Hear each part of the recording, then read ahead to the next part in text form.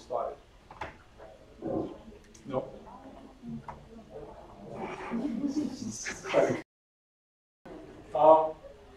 Okay, and so I chose Airbnb as an example because I thought that it kind of fits pretty well in sort of to illustrate these type of processes. So Airbnb was actually, I don't know how many of you know, but Airbnb was created by designers, by 3 designers. It was not a technology, not engineers, but it was 3 designers. And the approach, how they actually came up with this idea, in the beginning it was just idea, and then it started to turn into opportunity, and then business. Was exactly like all of the processes that I've just described. And the story was that it was, if I remember correctly, it was 2008 or 2009, when 2 guys were broke and their friend was traveling somewhere, the 3rd guy who started, and they were sitting in their apartment, one of their apartment, in the kitchen, and doing some food or something, and thinking, and they just actually sort of left their workplaces, left their jobs basically. So they were unemployed and almost broke and thinking what to do. And they look at their apartment, and since they're designers, they were sort of knew that in a couple months there is a conference in San Francisco, so they're based in San Francisco, US, that there is a design conference happening in San Francisco, and a lot of their friends are coming, or colleagues, former colleagues, from all around the world. And they were thinking, they looked around, they saw, wow, we have this huge apartment or semi-huge, whatever. Can we think about accommodating people that are coming for the conference in our apartment? Because San Francisco is well, quite a busy place, and usually during the conferences there's not much sort of choice where to stay. And it happened so that actually a lot of people couldn't find accommodation during that time. So they just put random ad on the whatever the website or the advertisement sort of platform, and they got their first two customers. And then they learned from them. They talked to them. What are their problems when they arrive to the different city from, let's say, Europe, London, let's say, to San Francisco. What services are they expecting? It's not enough to get a bed, perhaps, but are they interested in some logistics and helping transportation? Are they interested in breakfast? Are they interested in this and that and that? So this is how they were developing. So they were really like providing something small, and then sort of together with the first customers, developing their solution further. And yeah, I don't know if anyone of you know like what is well, Airbnb, so it stands for Air Bed and Breakfast. So at the beginning, they actually bought mattresses for the air mattresses for their customers, and that's where the name came. Right, and throughout that journey, actually, so I think as an illustration, it sort of works well in a way that those guys were designers themselves, and were applying exactly these type of processes as they moved on in their company. And there are, if anyone of you is interested in sort of learning more about Airbnb, at least there are, if you look at their case studies, there are plenty of, Harvard Business Review and some others provided.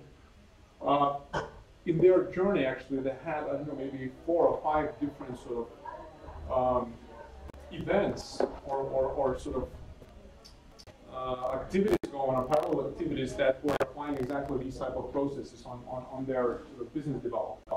And those, crucial points were one time was when they were running out of money, and what do we do when we run out of money, but we have some sort of brand which is almost known, and we have some customers coming to stay. How do you go on? So I mean, you can check, and it's got quite entertaining to read actually those. All right, so yeah, so as I was saying, so design thinking is typically one way to look at the problems that seem quite challenging and impossible to solve. Now, how do you sort of go around that in practice? So, and why sort of design thinking is so appreciated that it's sort of helps to solve these problems is that typically business, when you think about big corporates, big companies, typically the processes are about sort of converging and picking the opportunities and narrowing down the options, right? When you sort of working in the organization which has the processes in place and everything runs smoothly, so it's more or less optimizing and running everything efficiently, so minimizing the process. And what's on the flip side, well, what's also startups are good at is creating choices. So this is what about generating choices, right? Creating different choices, many choices. Not only being creative, but also creating different choices. And design thinking is both. It's about coming up with it's about creating choices and then selecting choices and implementing them. But this is the whole sort of the main sort of high level difference is that in the typical traditional companies or traditional processes, usually it's about efficiency, it's about optimizing the activities and choosing, making choices. Whether it's in design thinking, and also why just repeating myself, why startups are usually so good is that it's about creating choices. And that's where, when you think about those startups that have disrupted different industries, where, probably you all know the classic examples about TV industry and rental industry, how Netflix and all those disrupted, right? So this is and there are many examples. I mean, you point to any industry, and you'll have plenty of examples there, similar examples. And this is one of the reasons why it happened, why those old school companies didn't see it coming, because they were busy on optimizing running their business and optimizing their process, but they were not thinking about alternatives, or many of them, let's say. To be fair, many of them were not thinking about different options, and that's where startups come in, many years forward or a few years forward, and they disrupt the old business. All right.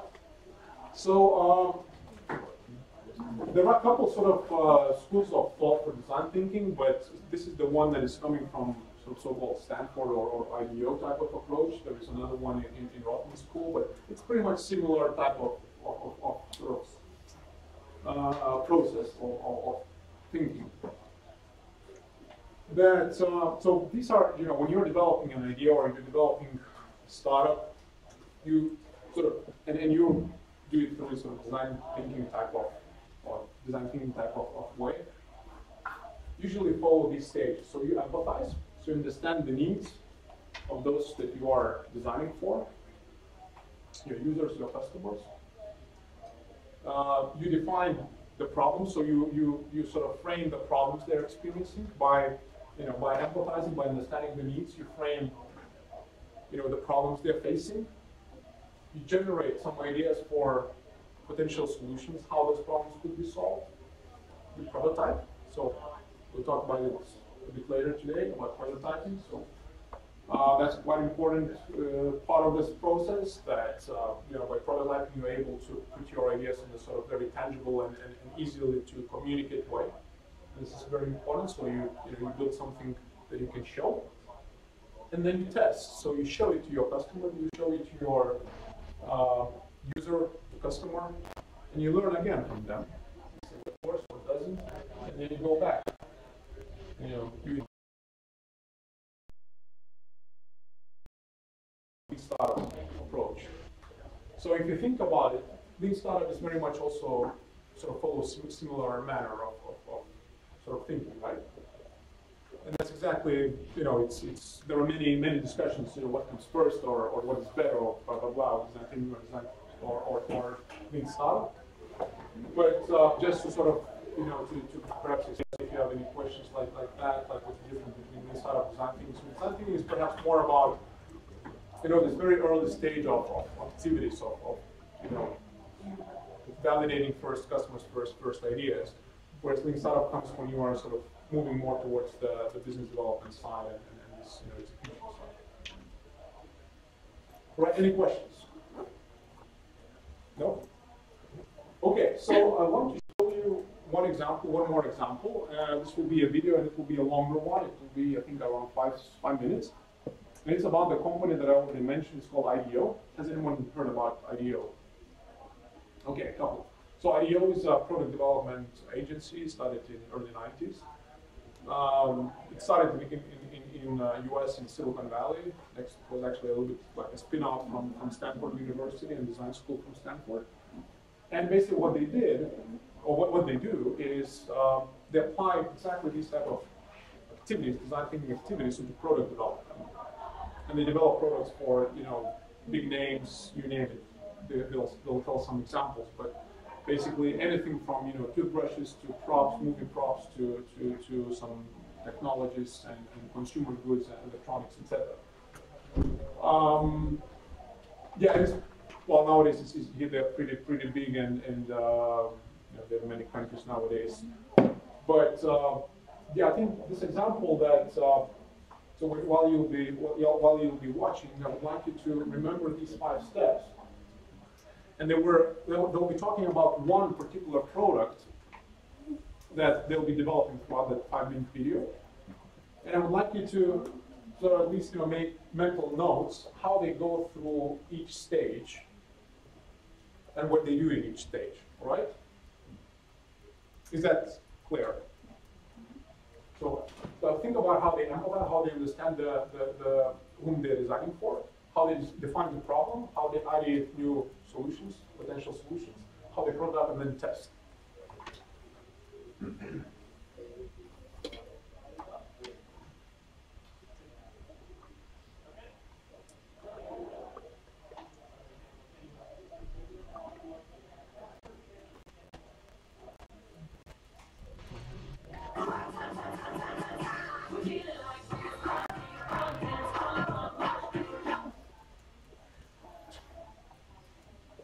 Tonight, a deep dive. One company's secret weapon for innovation.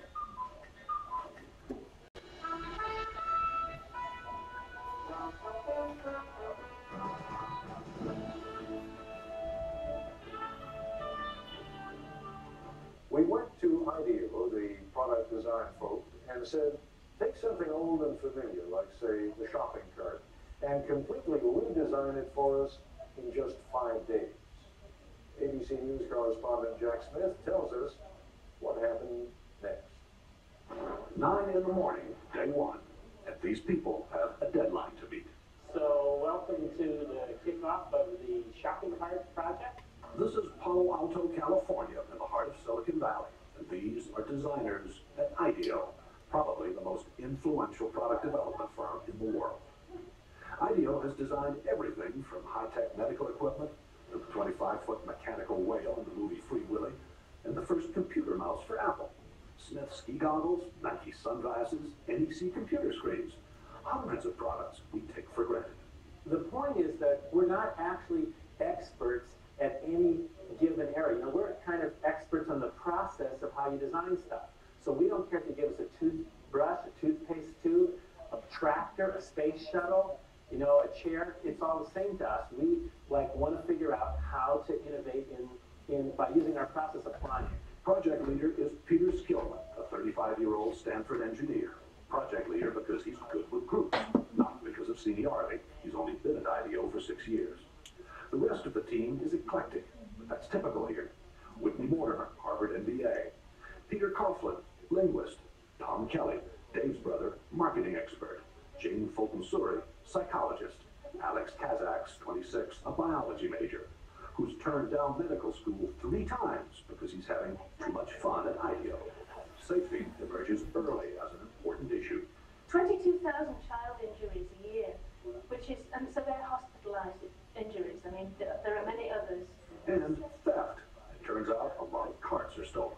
As the team works, it becomes clear there are no titles here, no permanent assignments. The other side says, gives us a lot of help, says, be safe. If I give you a big red ball on a post, and that says you're a big guy. You got a ball, you're a senior vice president. You know, what do I get? The desk, the red ball, it's all the same. In a very innovative culture, you can't have a kind of hierarchy of here's the boss and the next person down, the next person down, the next person down. Because it's impossible that the boss is the one who's had the insightful experience with shopping carts. It's just not possible. The team splits into groups to find out firsthand what the people who use, make, and repair shopping carts really think.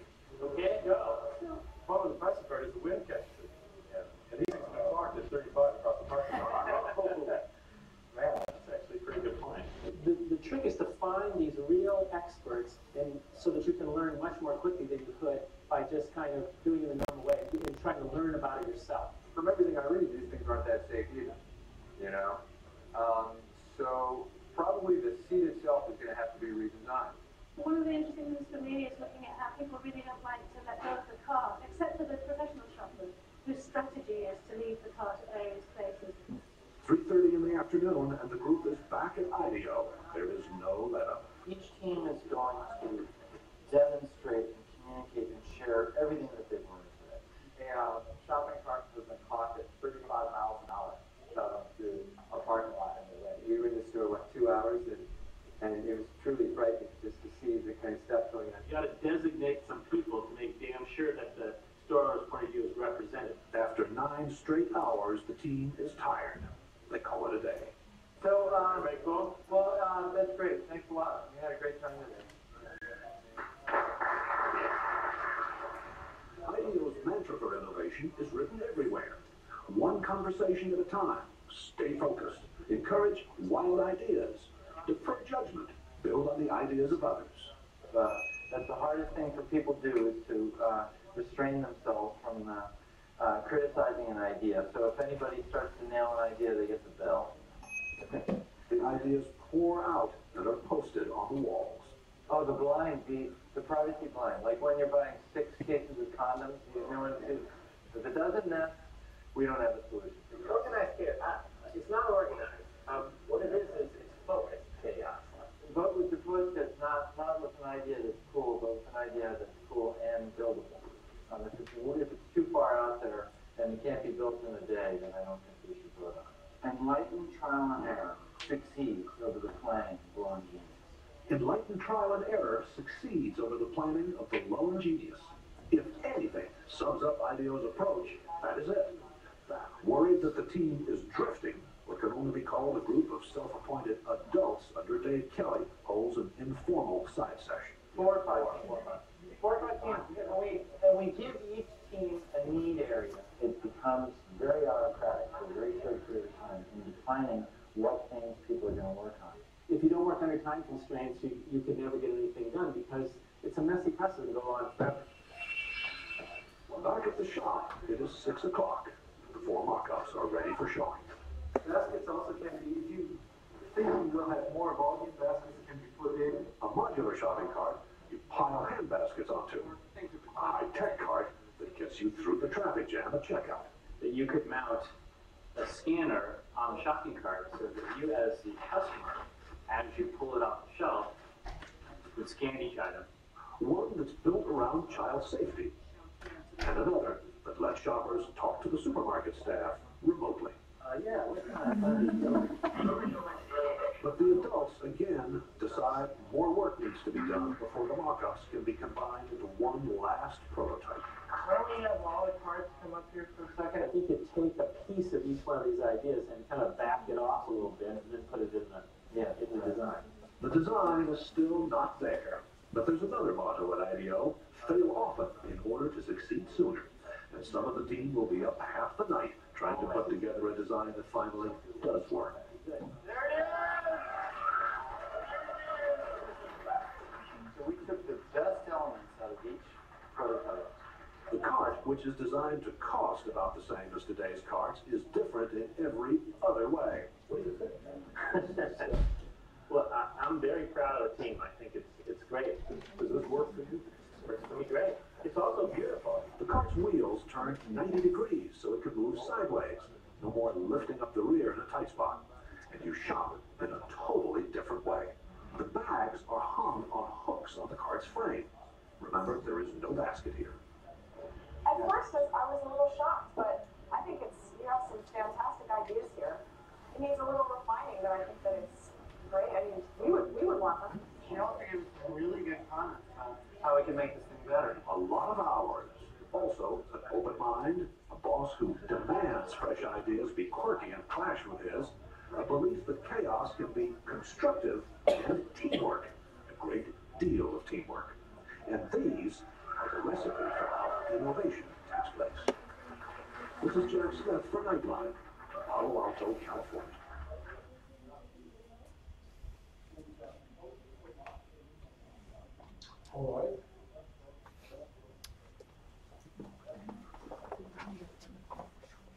have you noticed the steps, how they were following the process? Was it interesting? Any comments? No comments? Like the first three stages kind of merge into each other in a way. Like the empathize is super together defining, it's almost happening at the same time. And Well, same is next to also like define an idea almost at the same time. Yeah, that's true. They were, before they started the project, they had some desktop research, doing. So when they went into the field, they were actually already equipped with some assumptions, some initial guesses what could happen, and they were, getting some more insight. All right. So, and you can see the difference here that, if you think about this very straightforward way of redesigning the shopping cart, you'll probably come up with, maybe a couple different ways of doing it, but you saw how many different ways how many different shopping cart designs they came up with, right? So how many different ideas they generated for different purposes, for different users and things like that, right? So this is the whole point of, how do you find that, sort of how you, sort of get into this outside the box thinking to create, the solution that sort of fits perfectly or suits perfectly everyone. All right, and I also noticed that they have many different backgrounds. Yeah, it's a very good point. Yeah, so see, that's an excellent point. I was talking in the beginning about the innovation, right, and about sort of that it's in the sort of word intersection of three sort of big disciplines, or sort of, how do you call them? Yeah, maybe disciplines is a good word, like business, engineering, technology, and human side, the desirability side, the design side, right? And this is, one way to look at it is also from the, when you think about multidisciplinary narrative, when they talk about multidisciplinary teams, what it actually means, but it means exactly that. And how do you get, different sort of mixture of different approaches, thoughts, experience, skills together. And then that's exactly a very good point that, usually these type of processes, they happen when there is a diverse group. Because if everyone is, coming from the same background, let's say, engineering and science industry, and then you think about this, design processes, it's very hard. It's very hard. I've been in a couple of these teams before, working in those, and you spend a lot of time sort of proving, the value of these processes, and of course, then people start saying, oh, I know best, and engineering is best, and that's the technology answers all the questions and things like that. And everyone sort of stands for their own sort of know-how pillar, right? And but when you have a sort of multidisciplinary team, and then also another very important thing is facilitating well the discussion. So again, this that there is no one who criticizes, or everyone builds on top of another's idea, right? Then the magic happens. And they also take into account for the parameters. Yeah. So it's holistic thinking. Yeah, it's holistic. So you think about trying to grasp different aspects. Because again, that's also the point. Because otherwise, if you are very sort of how to say, coming from one discipline, or then it's very hard to sort of think about different angles. All the aspects, exactly. Yeah. All right. Any other comments? No. Okay, and so as you probably noticed that this project was sort of given to them by this TV show, and they were sort of just demonstrating. But just wanted to show that actually it's a real thing. And so I was going there in 2011, so it was over 6 years ago, more now. But if you ever sort of end up going to Silicon Valley, and actually their office is pretty open. So one part of the office for the visitors, and this actually stands there. It's true. It was kind of pretty amazing to see it actually, because I've seen the video I think a year before going there, and it was wow. It's like totally an unexpected thing. Okay, so just wrapping it up again, these type of things, and as any other tool, design thinking or methodology, design thinking is not some sort of gospel that's or some sort of guarantee that by following these steps you will end up coming up with best innovative ideas and you'll be successful and things like that. It's nothing like that. But these approaches, and I will show later on in a couple of minutes some tools. These tools are hopefully something that you can use in your own setup, whatever it is, homework or your school projects or some working on cases or startups, ideas, doesn't matter. But the point here being that by following them, some of them, all of them, doesn't matter, you can significantly reduce the time that you spend and the time that you sort of you kind of, in the other words, you can spend your time more efficiently. Okay. So it gives some sort of framework to navigate through this ambiguous process. And we're talking in the beginning that when you start whatever project it is, idea development, and you're turning into opportunity into startups, into service or product and startup, typically the ambiguity is very high, and due to again these factors that you don't know who's your customer, who's your user, who's your market, who's your competitors, whatever, location, logistics, nothing. So ambiguity is really, really high. And these processes, or these methodologies, these tools, and some others as well, they simply might help you on the way to save some time in reducing that ambiguity. So they kind of provide some sort of framework, but it's by no means this is something that it's a sort of something you have to follow to be successful. All right, so what I thought of for today, so we still have 45 minutes to do some workshop. So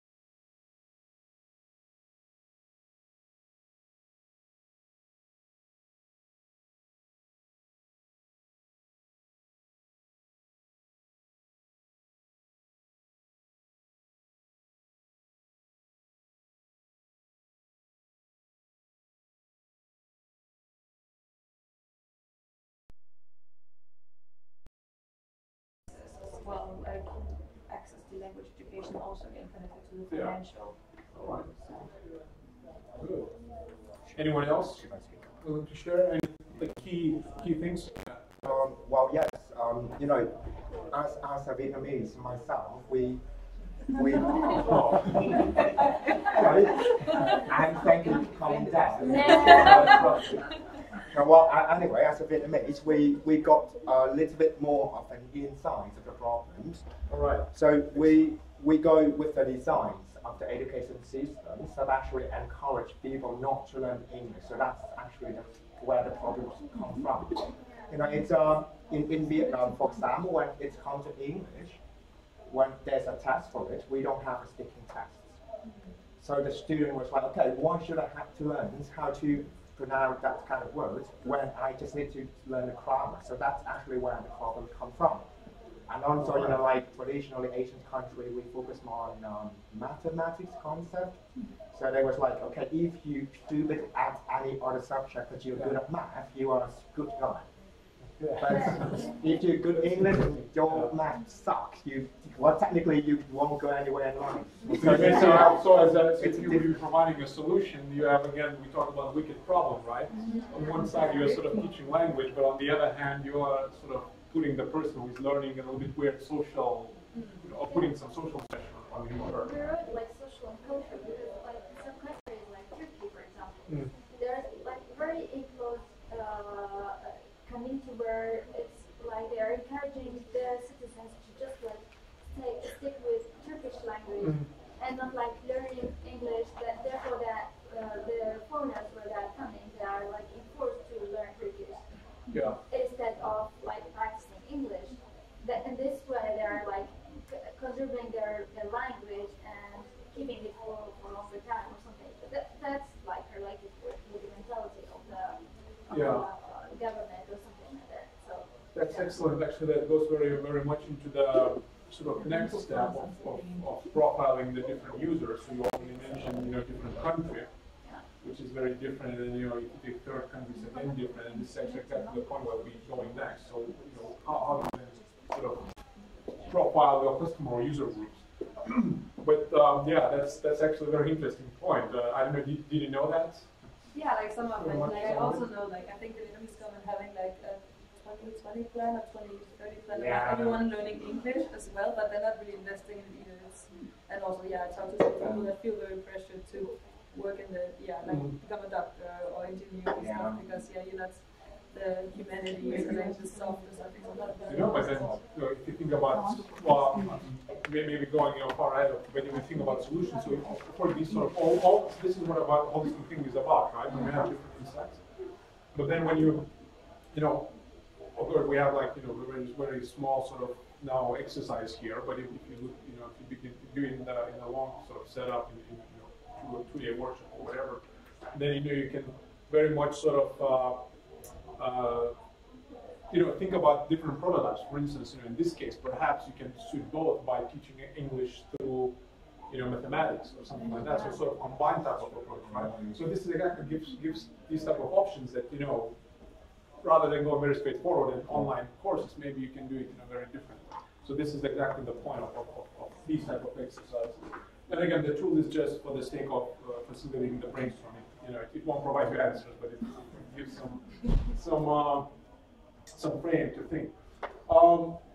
This is just an illustration. So, okay. So the next point, typically when in these type of workshops, what is very useful to do, of course, ideally, you go and talk to real customers. Well, exactly like your I guess case proved very much like right away, right? You saved so much time by being here already. You can answer many questions, right away, which is excellent.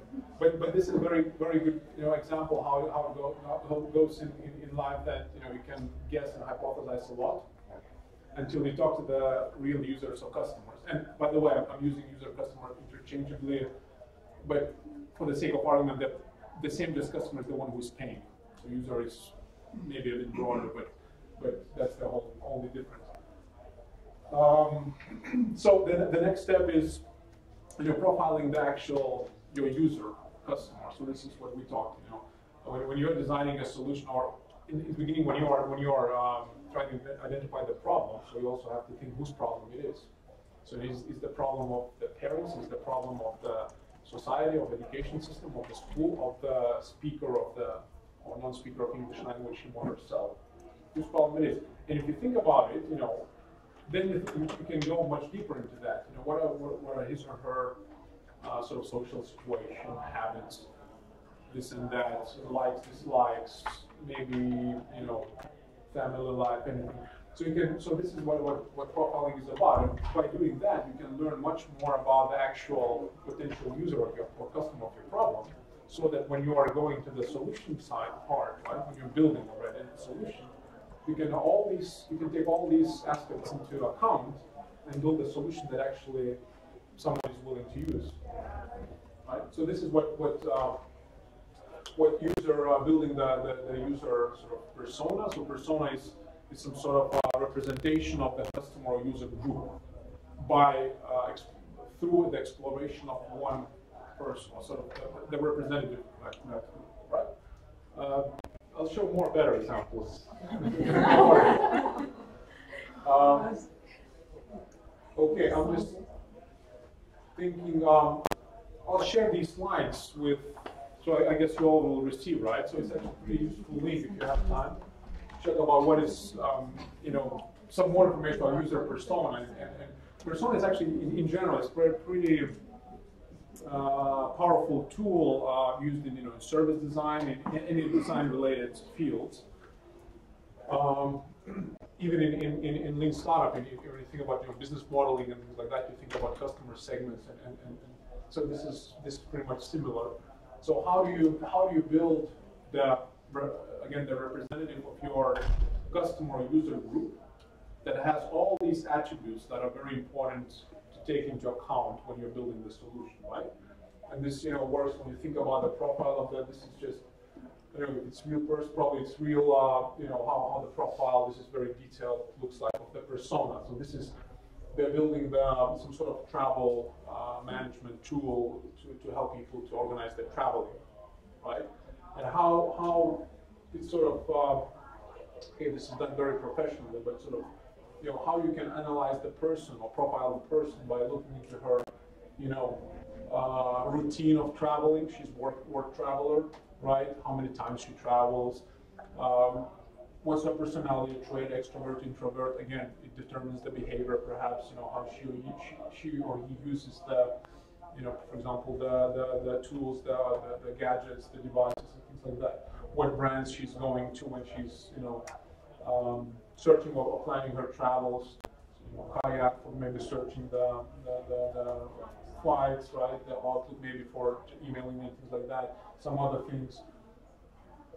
Some frustrations, where she's good, what she's capable, what she's not capable of, right? What motivates her to use one or the other tool, right? So price is important, convenience is important, preferences are important, right? Or then the others, and you will find, every customer group will have their own type of, how to say, sort of motivations why they would use, like for example, in this case, parents. Would have very different motivation to use whatever the solution is for language than the kids, right? Or than the school system, or then whatever else would be the third party, let's say some sort of Nordic language learning teaching center, for example, right? Which is pushing the solution to the market, Asian market.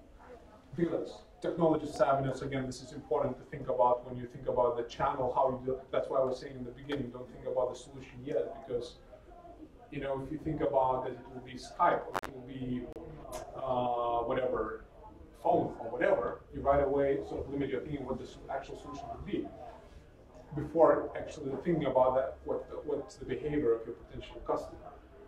So this is another step, how you go around that. So thinking about the user. So this is sort of the sequence, right? So you think about opening the problem, analyze it, and think about whose problem it is actually, and for whom you're designing the solution.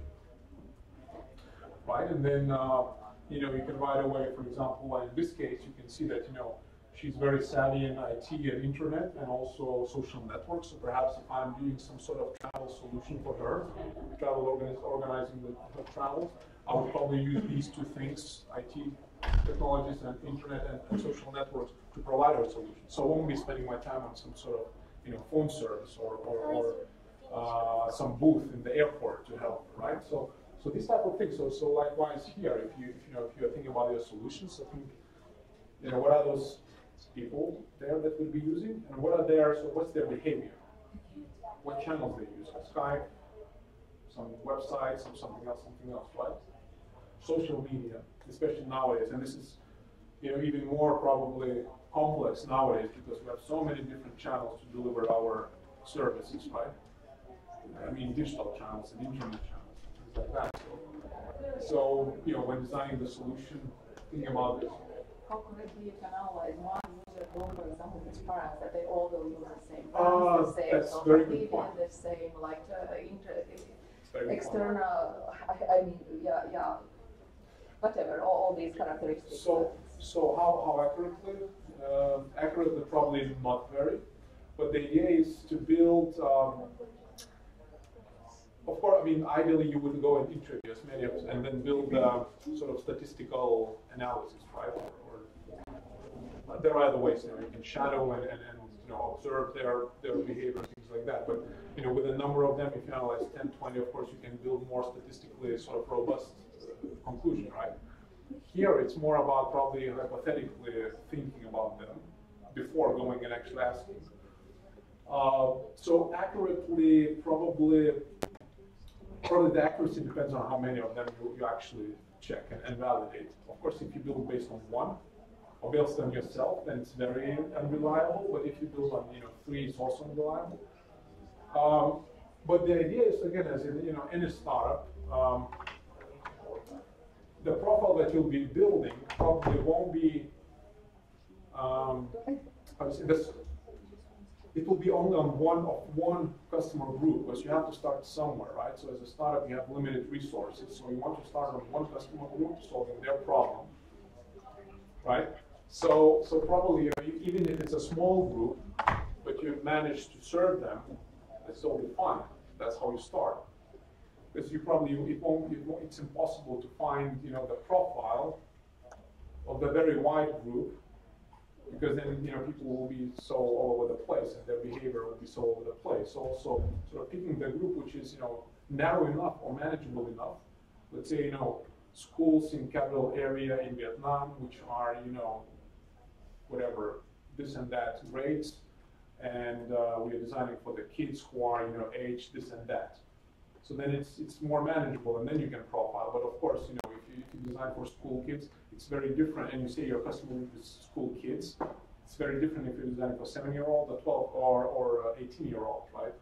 So again, so the group has to be sort of small enough so that it can be sort of general. Results could be generalized, but big enough that it would make sense for you business-wise later to work on that. So in the beginning, of course, we are hypothesize and guess, build, but then the next step is go and ask, actually. That's called testing. Any other questions? All right.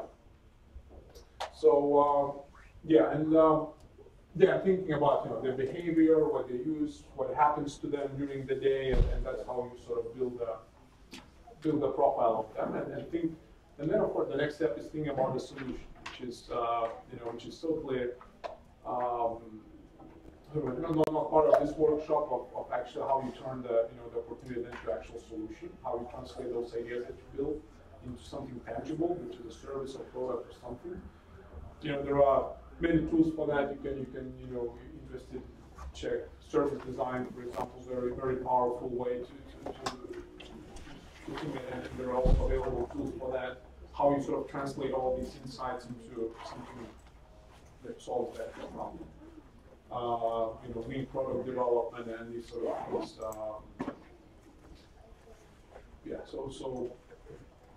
So then it's then you try to sort of bring all the ideas together and sort of glue them together into something that solves. All right. Good. And then okay, maybe I think we are running out of time. So just the last point that I wanted to make is the prototype. the importance of prototype, and that's why you saw in the example, it's you know, incredibly powerful. I don't know how many of you have been working with prototypes or been trying different setups. Okay, it's quite a, you know, we've been running these workshops for many times, and it's quite incredible when you go to the prototypes. Everyone usually say, "Oh, we understand. You know, we just write on the paper and it's clear." Like the question is it clear to you or to the others when you're talking? And this is exactly the point of the prototype. That when you are, you know, when I would be describing something in words, right? The perception that you would be getting would be very different than I have in mind. And this is the key of the prototype, that it's something tangible, something sort of that people can, you know, visualize and can see. It contains key aspects of your idea. And then people can hopefully test, like you saw in the shopping cart. Right? How much easier it was for the people in the shopping mall to understand what it is about when they saw the actual shopping cart, rather than, you know, imagine on the flip side, they would be going with a list and saying, okay, it would have, you know, some cards, some carry-on bags that you can, you know, put it on and it goes this and that and flips 180 degrees, and it's like, you know, impossible, right? But when you see it right away. So the power of prototyping and you know, doing that. So this again, you know, once you sort of develop your idea, when you are able to turn it into a prototype, that's, you know, it's always preferable if you can do it as sort of quick as possible. Doing that, translate your ideas to prototype and go and test and see what is the feedback from the customers, and then, you know, go back to your thoughts and sort of reiterate what are the insights and work on them. Yeah, and ways to do that, you know, there are many ways. You know, just typically what we use in our sort of classrooms, it's anything from paper and scissors and straws and things like that to Legos. It's actually a very interesting way to prototype Legos. You know, if you think about digital services, you can do the wireframe. So, you know, drawing, like if you think about mobile phone, right, you can always draw the screens and how it works, and you can link, you know, this goes this way, right, left, or whatever, up and down, and do the wireframes. Also, another thing, this is usually very interesting. We often do that when we want to prototype the services and the sort of interaction between people. I guess in your case would also work in this language learning thing, the role play.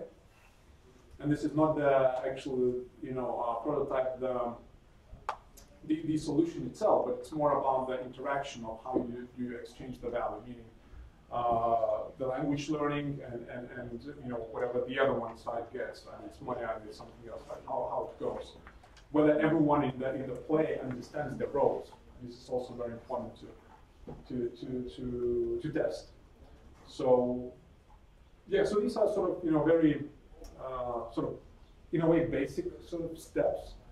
But as I said, they, you know, by following these, and there are of course many more. If you know, Google or search for methodologies, service design, as I mentioned, one of them could be this significantly could reduce the time that you spend, and you can spend it more efficiently. But obviously, you know, it won't provide you answers, just guide you through the whole process a bit quicker and hopefully provide some framework. And it's much easier to communicate with others, to others. All right, so this much I have for today. I think we are about on time, right? Yes. Because I know that there is now a break, and then Mike is starting in 13 minutes. Right? All right, thanks a lot. Thank you.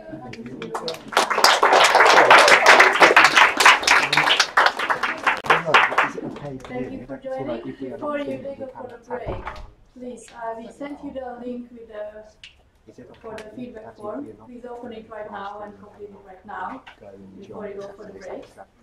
To give that feedback about Just not sure if you just takes a few minutes. So we can with God's stream, you know, it's like my phone and do only you know, so people can somehow not hear. this form was not active fully. It maybe depends on the maybe and then who's not staying for the next workshop? We encourage you to sign up for as many workshops as you can. The School of Startups is going on for 3 weeks. This week is about business, next week is about design, and the third week is about tech. We will have a digital prototyping weekend at the end. And the short catalog is open for everyone. We are open every weekday between 10 a.m. and 6 p.m. You're welcome to join and broaden your network and test your ideas. And in the break, feel free to go to Ahmed for some refreshment, and we start at 6. Thank you.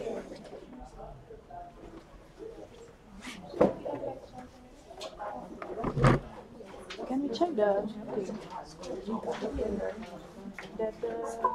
to the feedback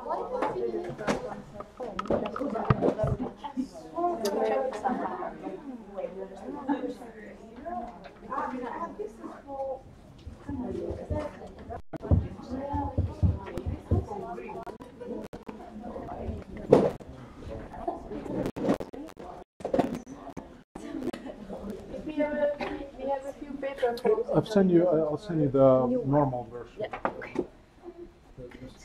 Small enough. Then I won't share this. Yeah, probably won't be able We're going to be emailing the PowerPoints. Yes, we will share the slides afterwards. Yeah, at the end of the first week, we will put the slides together and we will send you the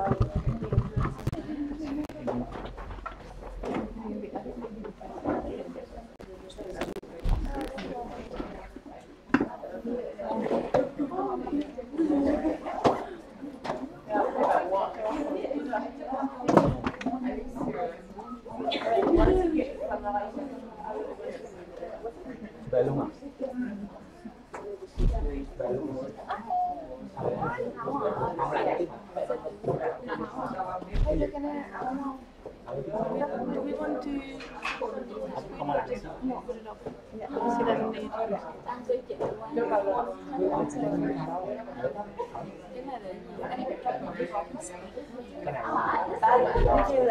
Học về pitching, pitch cái ý tưởng, idea, ông body language là nó double section. Giờ làm Thế thôi. Nghe hỏi chị.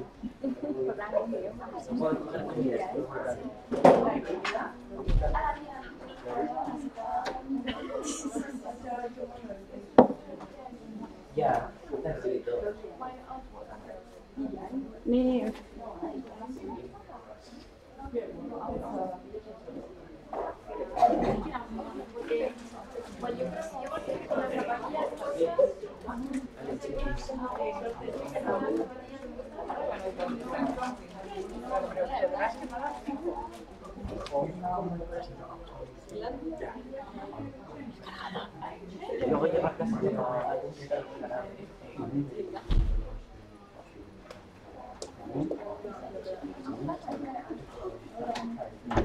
Really, there's plenty of shit on the internet.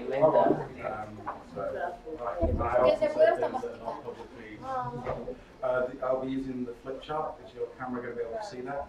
Or I need to pull around a bit. It's fine. Yeah. Okay, lovely. Thank you.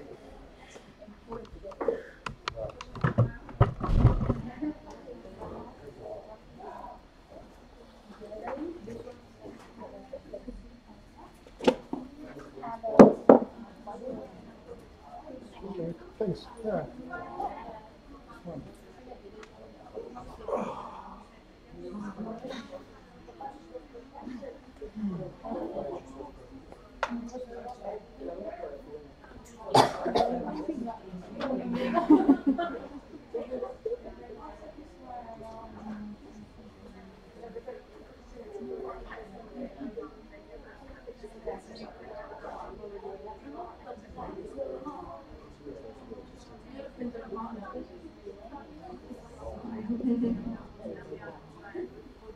If anybody's hungry, we have a pop-up cafe just around here.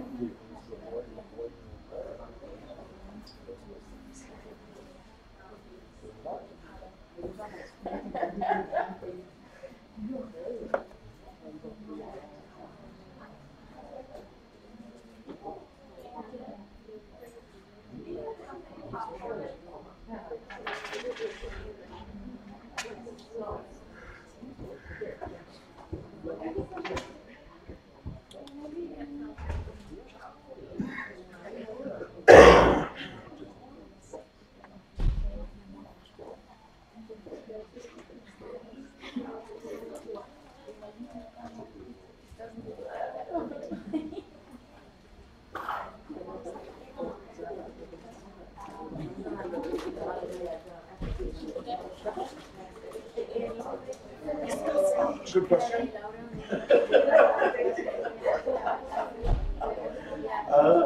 We normally announce it at the end of the current batch, so around /5.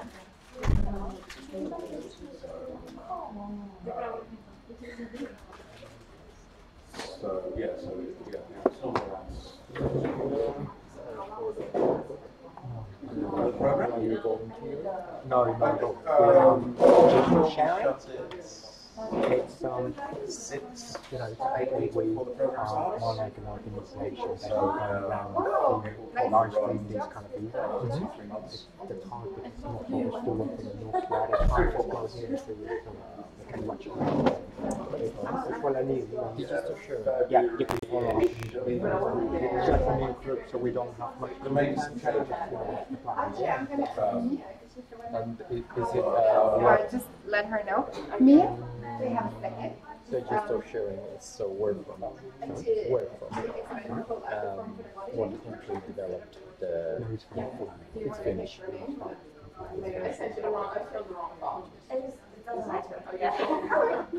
It's more like an organisation. We don't work for. Are you staying for the second workshop? Yeah, I am. Okay, cool. Great. Perfect. Yeah, but I don't So except we don't live stream that on this country.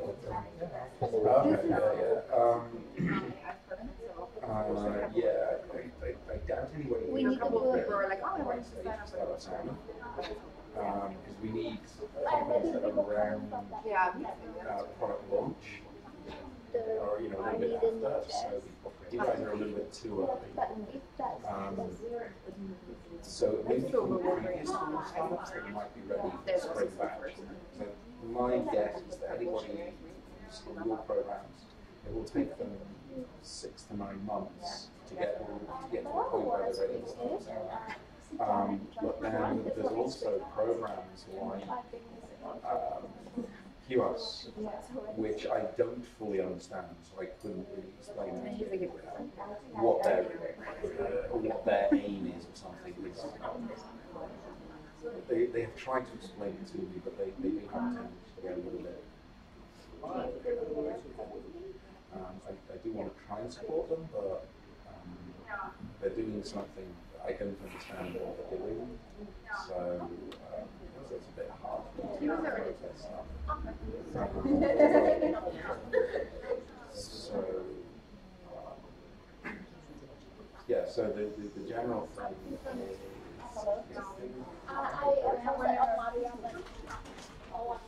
the real thing is they should go out and just build a business. Where are you from? Sorry? Where are you from? Investors or any of that rubbish. They want to go and build a business. So an accelerator is there. To accelerate, to make it better, faster. So if you're not have problems, if you understand what you're doing, you're on the path and you have enough technique. So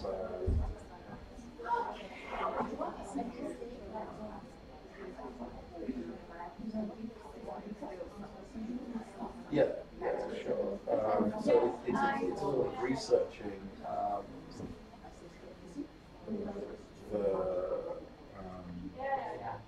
it's a multi-step process. Figure out what's your problem, what you need to solve. Which would be the right program for you, and then trying to get in.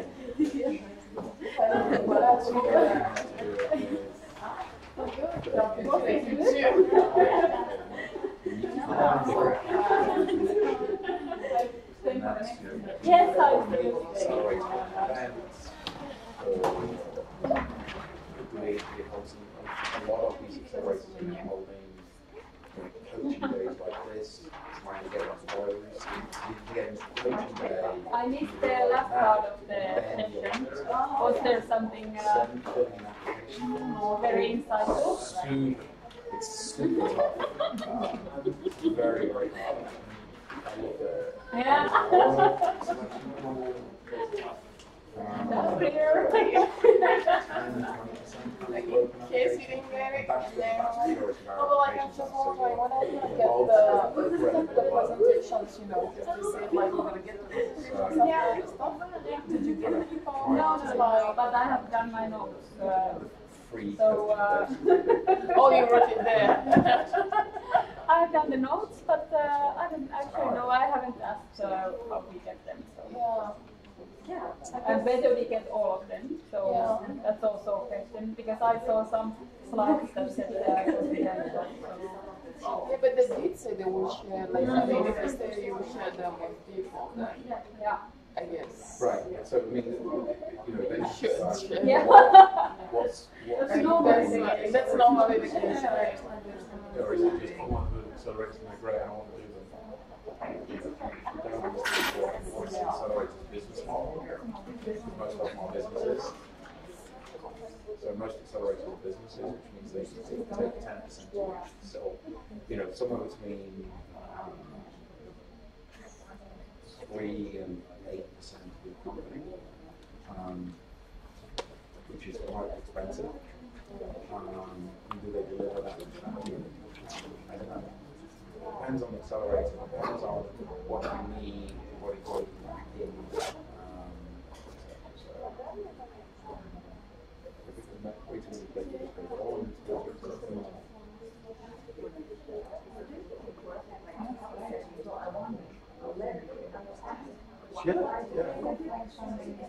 yeah, so it's more about why you shouldn't take this out.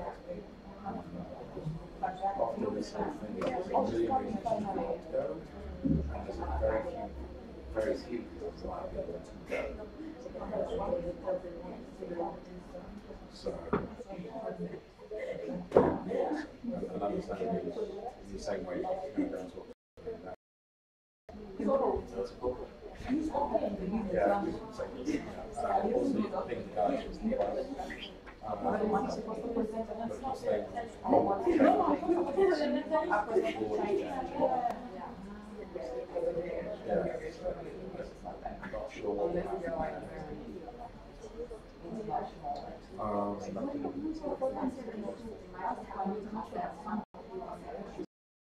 So, this QS thing as well. Hello. Thank you very much. Where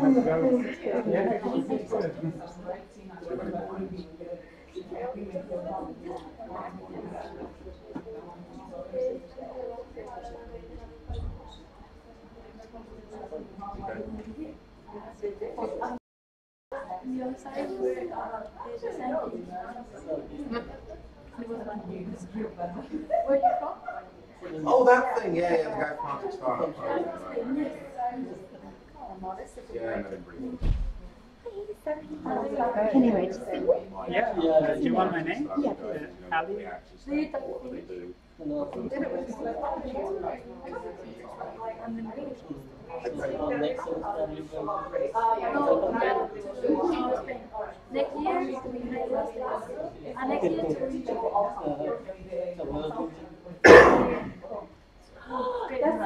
is the time of the year where it comes again. Phuket. Yeah. In India, Phuket. Something like this. Phuket. That's inside it.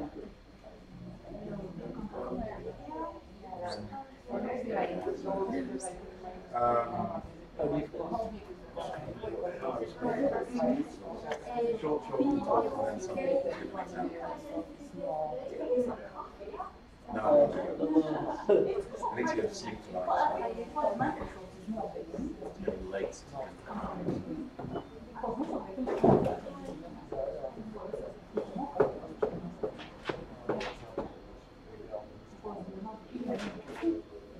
just we have 3.5 hours of the unpaid shows. You know what happened? so he's loud and very energetic.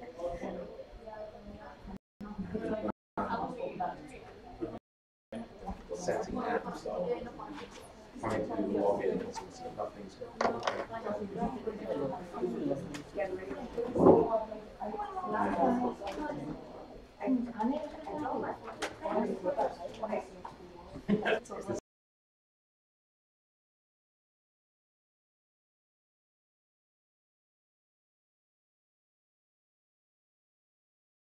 like we're getting the updates from like the things. Everything's looking good, but not great. And then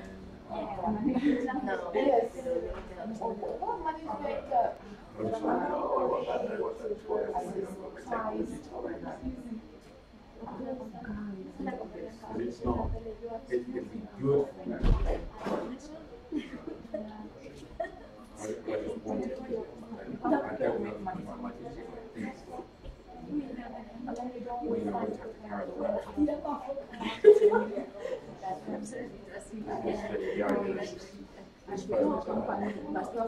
shell design. She has a full keyboard and USB-C out, which means because then I can just use the phone to present from if I need to slide, yeah, but it's just waiting for delivery.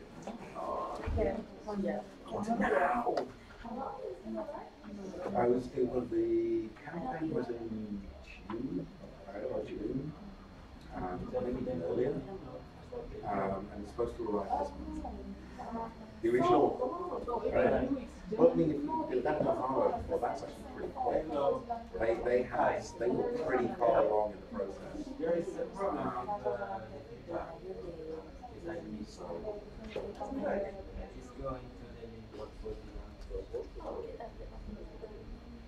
Okay, then I will check it later and I'll I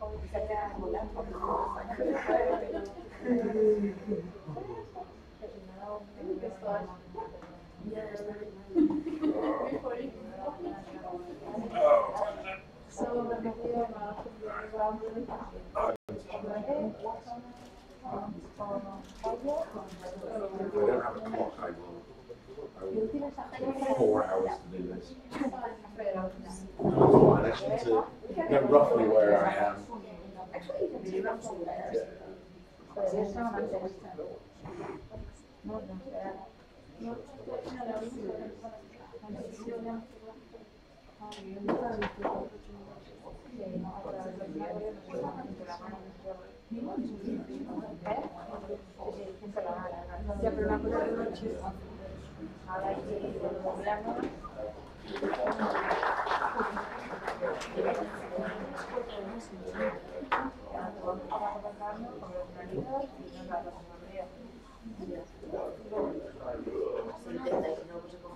Okay, then we move on with the next workshop.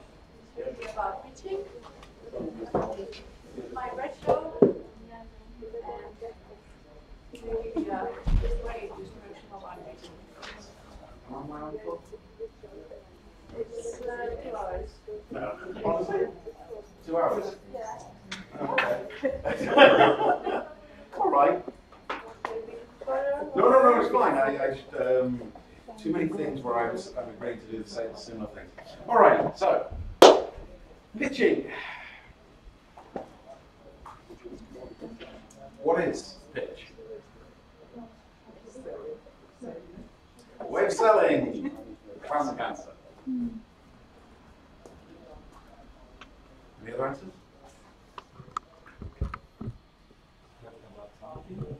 Talking about something? How to share your idea with the people. How to share your idea with a group of people, yeah. Anything else? Good, bad, or indifferent, yeah. Anything else? Present the product, yeah. So, I don't believe that a pitch is a sales thing. It's nothing to do with sales. It's a marketing tool. Pitch is a short message where you tell a group of people about your thing in order to find out if there's anyone in the room who says, that's interesting, can you tell me more? That's all you're looking for with a pitch. Right? It's not selling. In order to sell, you should be asking questions. You go to any decent sales workshop, they will point out you have 2 ears and 1 mouth. A good sales meeting is in that ratio. You should be listening twice as much as you are talking. So this workshop is not a sales workshop. It's a marketing workshop, effectively. Because how many people here think of themselves as engineers? They study, well, they're scientists. You study arts, sociology type stuff. Design, I don't know, one person. Business? Okay. I suppose somebody's got to do it.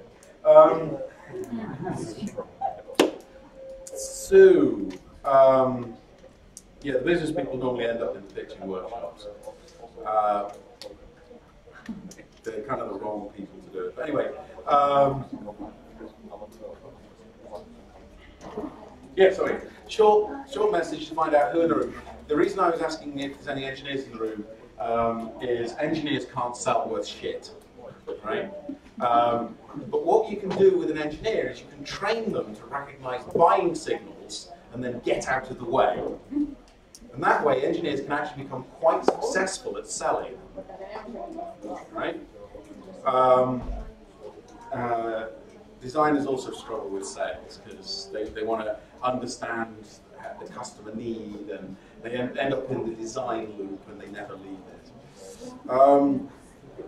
it. Business people, we have the problem is that they want to extract the maximum amount of money from the customer, so they end up actually often damaging the sale. All right, so that's what a pitch is. It's a short message to find out who in the room says, that's interesting, tell me more. That's a buying signal, by the way. Right? The person is actually interested in the thing you've just talked about. That's what it is. Where do we pitch? Everywhere. Can we give some examples? Job interview? You're pitching yourself. Networking events? Networking events, you're pitching either yourself or your thing. Yeah, that's similar to networking events. It's a very specific form of networking events. Sorry? Dating, yes. Yep, you can use pitching in dating. Yeah, I don't know whether you're going to be more or less successful. Anything else? In front of investors? Yes! I'm looking for the classic answers. Classic answers is, what is a pitch? Sales. When do we pitch? Investors.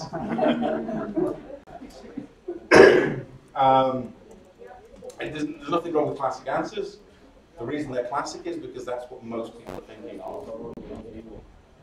How about instead of pitching to it, what's the best form of investor? What's the best form of investor? Yeah. There's actually one that's slightly better than that. A rich, stupid one. They're not around for very long. Yeah, they tend to get smart pretty quickly. There's an even better form of investor. Rich is actually a subset of this. I've probably not thought of this as an investor. Customers. An investor is X% of your company and 100% of your stock, because they own it from that point forward if you sign the papers. However, a customer comes up and they give you money. It is the standard investor pitching event, startup events, where there's a line of young men in ill-fitting shiny suits trotting across some sort of stage, blah, blah, blah, blah, blah, next, blah, blah, blah, Invariably, that's less than zero. Having the idea and getting somebody to pay you money. Where are you on that? So you haven't got people paying you money yet. Explain where you're at, because that will help the other person you're talking to vary the feedback. Somebody comes up to me and tells me they had an idea yesterday. I'm not going to be that harsh on them. Somebody comes up to me and tells me that they have a team and a prototype. I'm going to be a little bit more direct with them. Somebody tells me they have paying customers. They're going to get the full honest feedback, because that's what will help them most. Team. What you explain here is who is the team, and kind of in the periphery.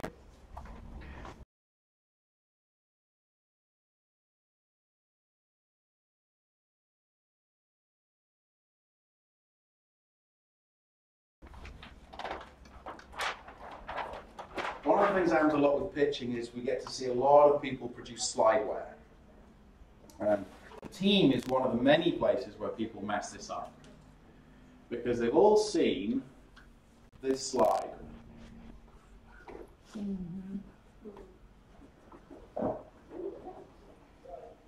You've all seen this slide. Finland's most wanted and their crimes against the state. All right? This is fantastic if you are sending this to somebody, because they can see that there are people who have faces and they've done stuff in the past, possibly. This is also a really good slide to tell if there's a designer on the team. Because you can spot that. The pictures are in circles. Every single time. All right? If there's an engineer in the team, the pictures are in squares, and none of the pictures match.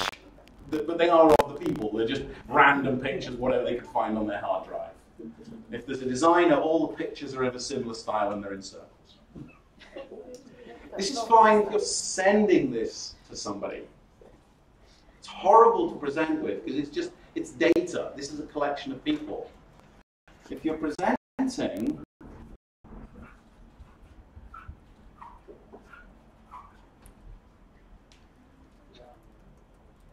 that picture, right? Because when you have a group of people stood like this, arms around each other, smiling, you know, hopefully actually like genuine smiles, not forced smiles, that looks like a team.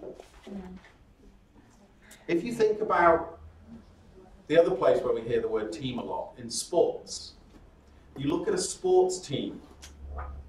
When you see a team picture, is it lots of faces arranged? Or no, you get everyone together, you put them in the same clothes, and then you take a picture of them. Now, I'm not saying you have to all wear the same clothes. It helps.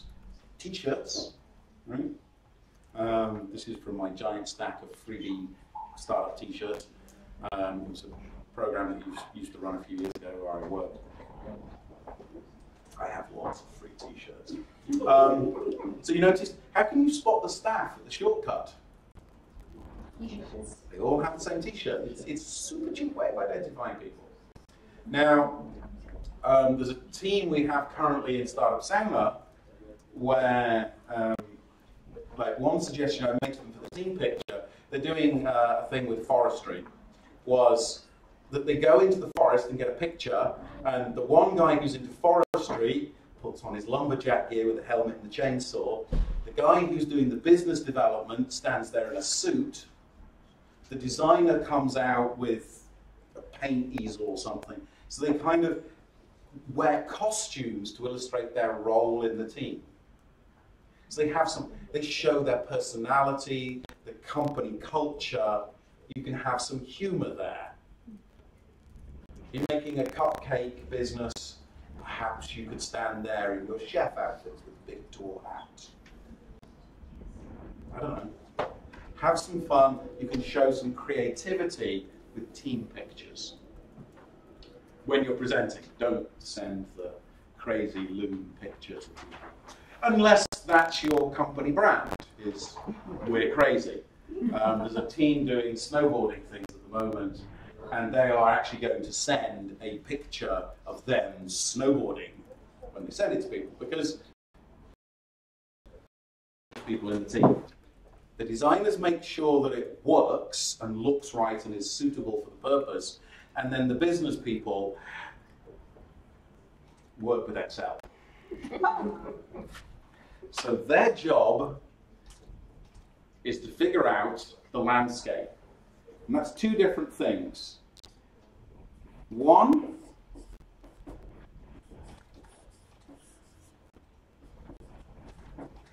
when you're talking publicly, just talk about facts.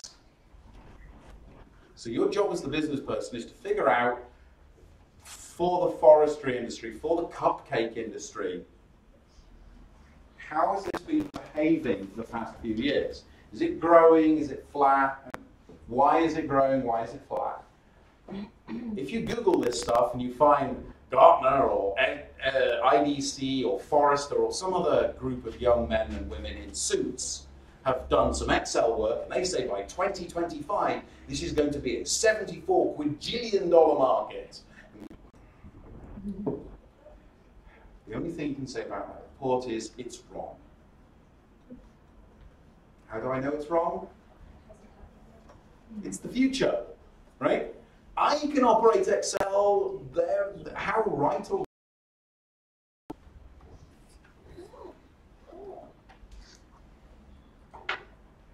how do you get the graph of you and all the people you're competing against to look like this?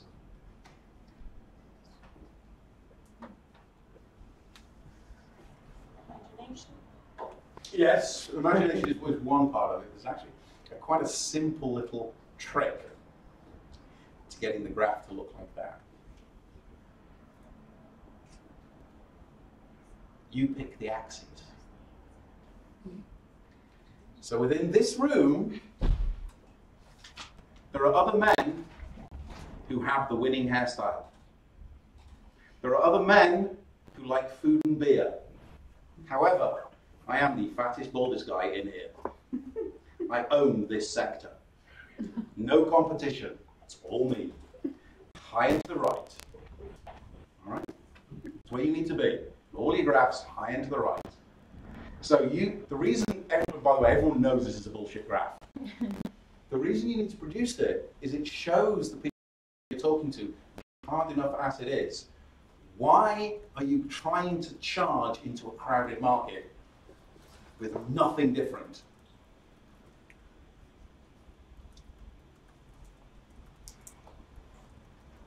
The other way you can draw this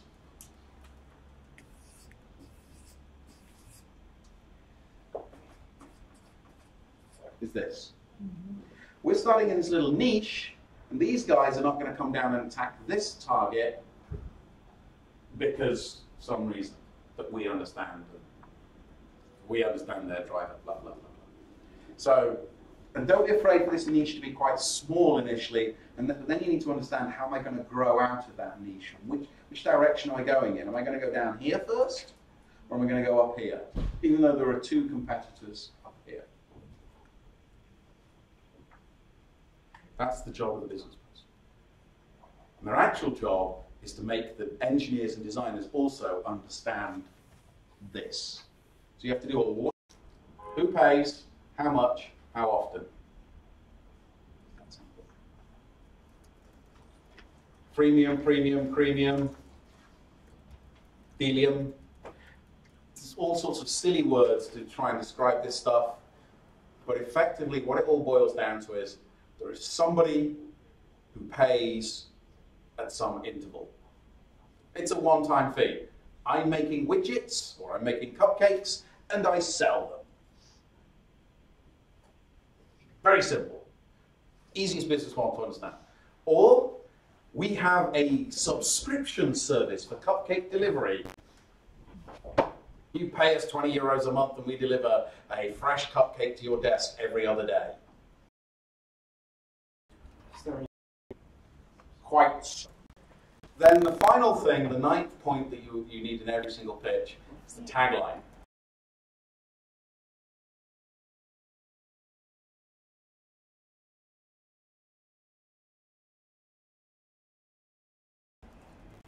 This is possibly the hardest thing of all of the things in a pitch to figure out, is to come up with a great tagline.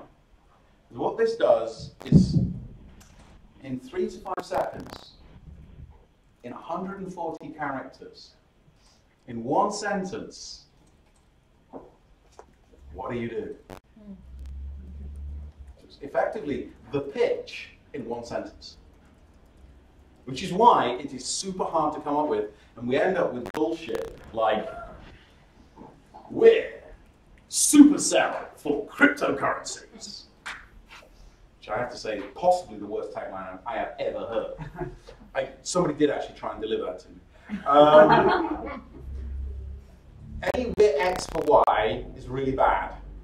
Because I need to understand what the hell X is, and I need to understand the Y. Okay? So we, no Ubers or Airbnbs or whatever it is for whatever group. So the easiest way to come up with a good tagline is to create a crappy tagline. We make cupcakes and sell them online. And then deliver the rest of the pitch to some kind, benevolent entrepreneur, and then ask them, how would you summarize this in one sentence? Because at that point, all they have are the other 8 points. And they're used to trying to create taglines. So they will just summarize it in one go.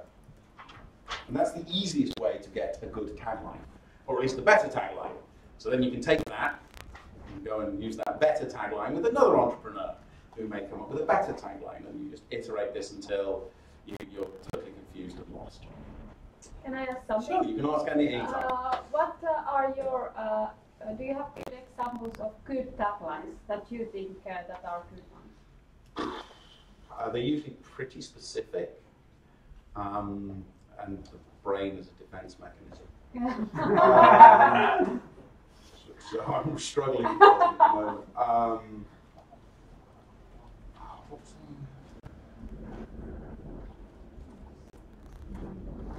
No, I'm struggling. So I can give you one that I remember. It was a startup I used to work for. So we're reinventing the computer. So the tagline doesn't need to tell you how. No, what it needs to do is to make you lean forward. You have 3 to 5 seconds to stop me doing this. Because if you in 3 to 5 seconds can make me vaguely interested, so that was the tagline we used for a while. Reinventing, because we were looking for super early adopters. The computer, we were looking for more technical people. What was the first word you said? Solo. Solo. Solo. It was the name of the company. Ah, okay, it's the name of the company. That's also another classic mistake. Everybody always says the name of their company too fast. So what you need to do is try and say it like you're explaining it to your mostly deaf great-grandmother down a really shitty telephone line. And then you might be saying it almost slow enough for other people to catch. Because most people will say that, because it's what you say every day, probably multiple times a day. And that's it. It's that simple. That's all the content. Yes? You mentioned earlier to do it kind of backwards. That's how I build them. Oh, you build them that way. So I build them this way. If I go and sit with a team, the first thing I ask them is, what's your biggest problem? What have you achieved? Who are the people? Who are you compared to? So I build it this way. But you present this way. But you present this way. Okay. Okay. Yeah? I thought that... No. It's slightly illogical. Maybe you have the secret sauce or something. Yeah, no. By the way, if anybody needs to, anybody who's more of a visual thinker, redraw this as a mind map. Right? I can't work with mind maps. They make absolutely no sense to me. So this is the way I logically think of this. But I know there are people in the world who this doesn't work for their brain shape. So don't force this into your brain. Draw a mind map of this if you need to. You need to do it visually, however you need to do it to help you remember it. I emphasize this because I once spent 2 hours trying to get a designer to do this, and we were going nowhere. We were making progress, but it was so slow and painful, and nobody was enjoying it. And then at some point I thought, oh, have you ever tried this as a mind map? She did this as a mind map and instantly got like 2,000% better. I was like, oh yeah, okay, my bad. And then she redid it as a visual mind map, and she got even better still. And she just got it from that. She was fine from that point on. But it meant nobody could understand her notes, so only she could understand what the hell she drew. It meant absolutely nothing to me. Scribbles and doodles, effectively. That's it. This structure, this formula, works irrespective. So no matter how long or how short the pitch is. You can do this in 90 seconds, if you're good. You can do it in a minute if you're great. That's not if you're great. 2 minutes is pretty easy. 3 minutes is okay if you've got slides. It's a bit trickier. 5 minutes gets a bit harder, especially at the early stages. Anything longer than that, that's just painful for everybody in the room. But there are lots of masochists in the world, so there are 7 and 15-minute pitches. Whenever the pitch gets longer, you add content in the red.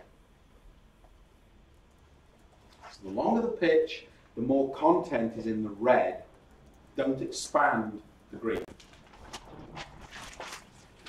If it gets up to 5 minutes, you may think about trying to do a product demo in there as well. But 2 or 3 minutes, 2 minutes, you just 1 or 2 sentences for every point. When you get to 3 minutes, you will be expanding the red. So more about the team. How did you come together? Why are you the right people? Why? What makes you unique? Why do you want to work together?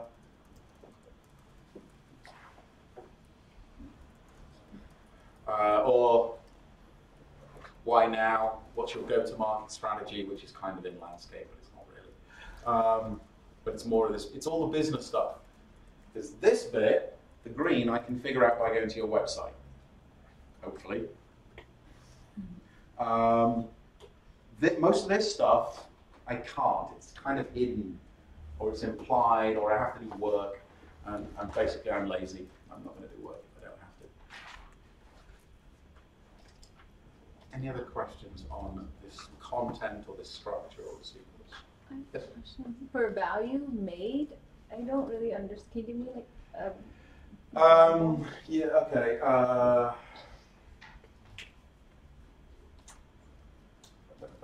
Yeah, it's a really hard one. Okay, so let's give you, again, Solid as the example.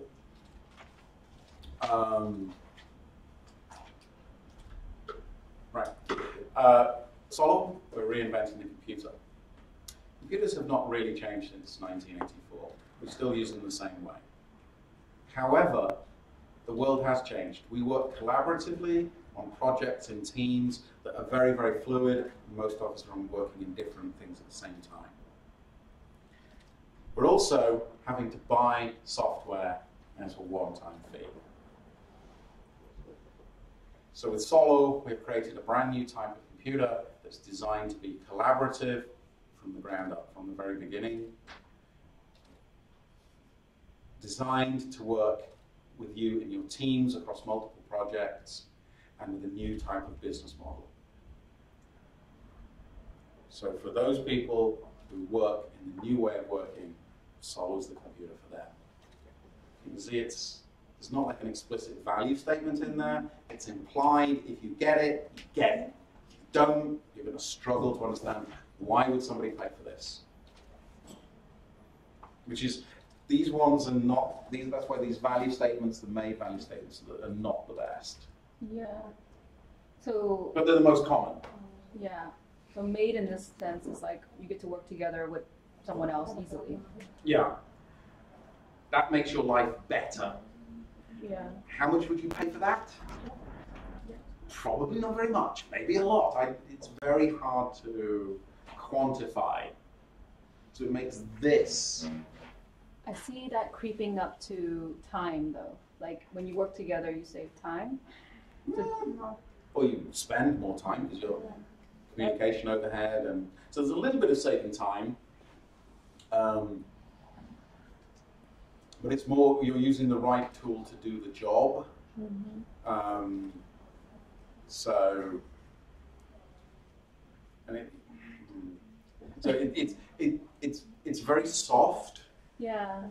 So that's the challenge with made value propositions, which is why I encourage people to take one of the other two. The benefit of the made value proposition is those people who get it, as I said, they're with you. They totally get the problem and the solution, and they get the value proposition. They're not arguing with you. They're not saying there's not enough value there. They're not questioning why you're doing this. The only question they're asking you is jump that you made to come up with this and build this. So it's harder to find people who agree with the value proposition. It's very easy to find people who disagree. And so you end up in these long, drawn-out discussions where nobody really gains anything. Did that make it clearer? Yes. Thank you. Yeah, I struggle with it myself. So this is why I try to push people up towards this. Mm. It's not natural to come up here, but it helps you in the early days to get people to move past the why would people pay, because the answers usually pretty much clearer that way. Anything else? Yes, sir. For this Sorry, I didn't miss the beginning of the question. You said that you need to have this kind of business area when you are teaching at least to be in the field. Is it like? Yes. So if I understood the question right, you're asking single founder versus team. They do it by themselves, but they are supported by a team. They may pay that team to do the job of carrying stuff for them or setting up tents, but there's always a team there. Did that answer your question? Yeah. Yeah, I have a question because it seems that you are really into the topic, and I would want to hear because I like this model, but do you have some additional insights that you have learned from all the teaching that you have seen, that what then really makes the difference that we don't necessarily see in this model, whether it's something in your smile or how you speak or how you react, or something that you say, or something as a type of on top of being a really expert on this. Mm-hmm. That would be nice to hear. Okay. Sorry? Something that gives you a superpower. Yeah, a superpower. Okay. So this is just one formula, one method. There's hundreds out there. They're all fundamentally approximately the same. And there's lots of techniques where you can make it much better than this. This will sound quite dry and formulaic. There is kind of one thing that separates the good from the great. Passion. Enthusiasm. Do you give a shit about this? And you need to be able to figure out how do you convey that.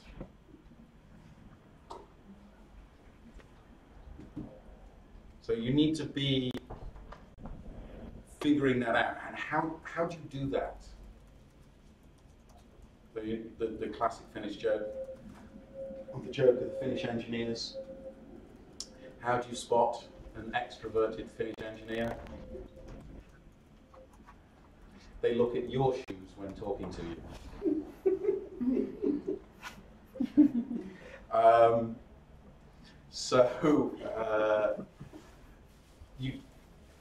I've seen far too many Finnish engineer presentations.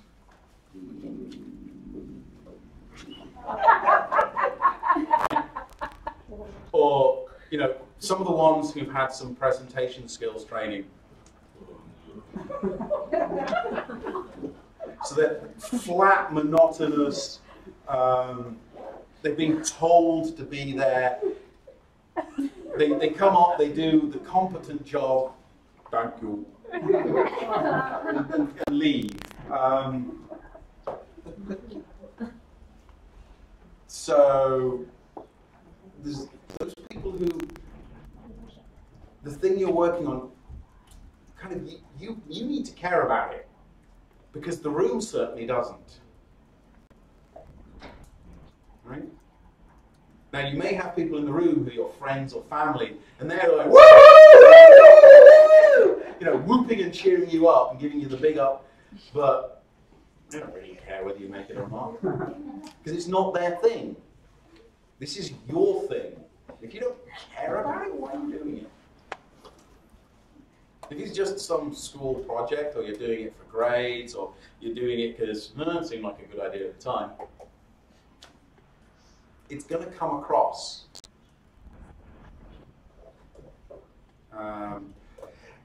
So that's kind of the first secret sauce element, is give a shit. And you need to figure out what you need to do in order to get that across. Do you need 2 cans of Red Bull? Do you need to shotgun a beer before you come on stage? Do you need to go out and do yoga before the thing? What do you need to do to get you in the zone that gets you able to present the best you possible? Now, I present high energy, loud, enthusiastic. You don't have to do that. I have seen, right? Self-contained, but that little flicker of emotion, like, oh, you know, you have to get used to it. It's very hard for the Americans to spot it, because they used to only loud and big. So the other thing is in the Q&A. So if you're at some standard startup pitching event, there will normally be some sort of panel or jury that's asking there, and they will ask a set of questions, and most of the questions, if not all of them, will come from the red topics. Almost nobody will ask anything about problem or solution. And unless you've, 2 ways to fail at pitching. Don't turn up. First question from the jury is some variations on, could you explain what you do? So depending on how tired and pissed off the jury are, or the jury member is, the ones who are super tired, pissed off, or just like, just had enough, could you explain what you do? I'm sorry, I didn't understand. What is it you do? Variations on this. This is basically you wasted 2 or 3 minutes. They got nothing. Zip, nada. They have no clue what you're doing. So you have another attempt. You have 15 seconds to explain what you're doing. So that's the second way you fail. The first question is, what is it you do? They totally didn't get it. If they misunderstood, that's fine. At least they understood something. I've actually been to quite a few pitches where the first 4 questions are, could you just go by that one more time? So who's the customer? And it just kept going like this for the whole Q&A, which basically meant that person failed. By the way, the turn up, that means if you are the founder and you get sick, or your dog gets sick, or whatever reason you have, and you have to send up there Erkki, the Finnish engineer, fucking put Erkki up there, right? Right? It's better than not turning up. You're not going to win, but at least people have heard of you. So every time you sign up to do something, somebody comes up and pitches. Then, if you want to kind of nail it in the Q&A, I've seen people win this. The pitch is okay, but it's in the Q&A that they nail it. They know every question, they answer the question shortly, clearly, they've been asked it before, they get all their points in. Next question. Next question comes. They answer that. Next question. Answer that. And that's kind of practice. That's knowing your topic, being good at it, not getting flustered. So that takes time. What you do before you know all about the business model, the landscape, and everything, and you don't actually know the answer. And this is again where you separate yourself. Rather than sort of saying, well, the researches I've done have been showing that it's kind of, it's a bit inconclusive, the numbers are not very clear. I don't know. It's not the best answer, but it's an honest answer, and you will be rewarded for that. The honesty wins, especially in this part of the world. A better answer is, I need to do a little bit more research on that. How should I get back to you? Which is basically, no clue. Right? The other one is if somebody asks you something that's kind of like super complex, very involved, you give a very brief answer, and this is going to become quite complex. Should we get a beverage of choice after? So rather than sort of explain to people, well, the tachyon proton emissions, the drive go to the 7, sort of, don't do that in the Q&A. Just go, well, it's a little complicated, but if the end result is the drive blows up. If you'd like, we could talk about it afterwards over a beverage of choice. Beer, coffee, whatever's appropriate. So those are kind of some secret sauce things to help you elevate, bring yourself up. Delivering this semi-robotically with a little bit of humanity, a bit of emphasis, that will put you solid middle of the pack. If you want to get up into the top, you need to learn a whole bunch of other stuff. But I wouldn't worry about it. It's theoretically not worth putting the effort in. If you're naturally great at pitching, you don't need this. Most people aren't. So the advice I give to people is for any specific idea or variation on the same idea, so if you do a pivot or an iteration, so the idea is evolved, then the pitch needs to evolve. That means you reset your pitch counter back to 0. And for anything you pitch, somewhere between 5 and 50 pitches just mechanically following this. And by pitch, I mean to another human being with feedback. That counts as 1. So 5 to 50 times. The less pitches you've done, the closer to 50 you have to do for each iteration, each pivot. The more pitches you've done, the closer to 5, before you can go off-piste and just do whatever the hell you like. So just follow the formula. It's not going to get anybody excited, but it's going to answer all of the fundamental questions. And that will put you solid middle of the pack.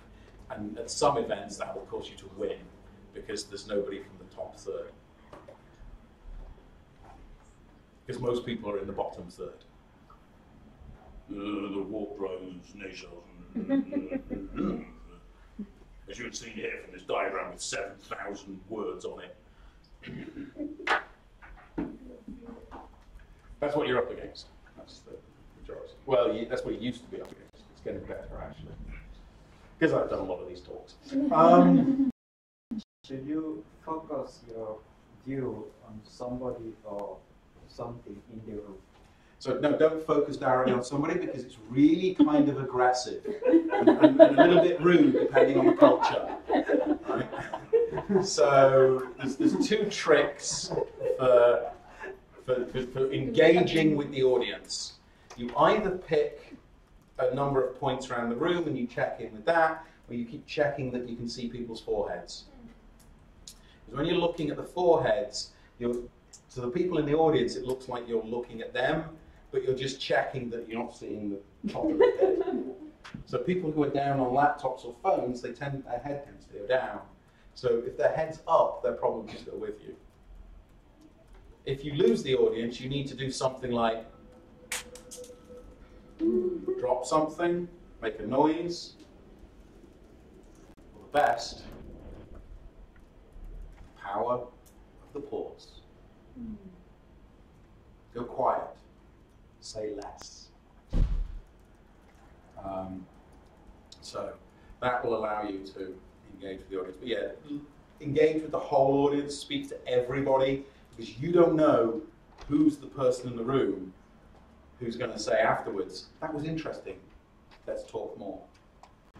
You may have somebody who's nodding, smiling away like, you know, like a crazy person, and they completely hate it. And the other person who's sitting like, they come up afterwards going, hey, I'm really interested, could we go and... You're sitting there thinking, you just spent the whole 3 minutes sitting there like this.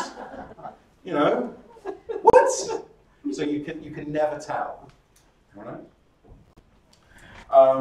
And then maybe a final tip, unless there's another question.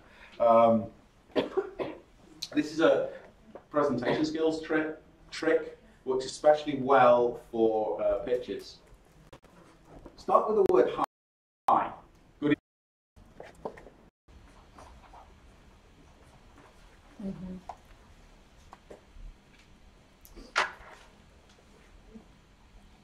You've started strong. Hi, tagline, blah, blah, blah, blah, blah, blah. And then, so if you'd like to learn more, sign up for our newsletter. And then utter just these 2 syllables. I have to be careful. I've been doing this talk too much. There are people who actually have Pavlovian reactions when I utter those syllables. Because when you hear those 2 syllables, everyone's reaction is, and this is where people make the mistake, because they go, these 2 syllables, any questions?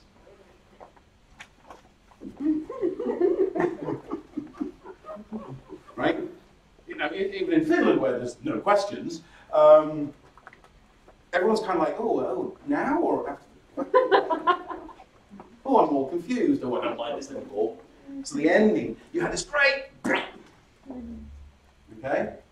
Not syllables for your time, because you chose to sit in the uncomfortable chairs for this period, right? Nobody forced you to. And invariably, these events always have, there's like this rule of that designers must design super uncomfortable chairs for conference events, because I have never sat in one that I can sit in for more than like 3 minutes. Like, oh! I feel my buttocks again. So, once you have stopped, once you've said everything you're going to say, pause. Thank you. You need to remember, you don't need your notes. You'll just look at the board, and if you... So are you using those words only?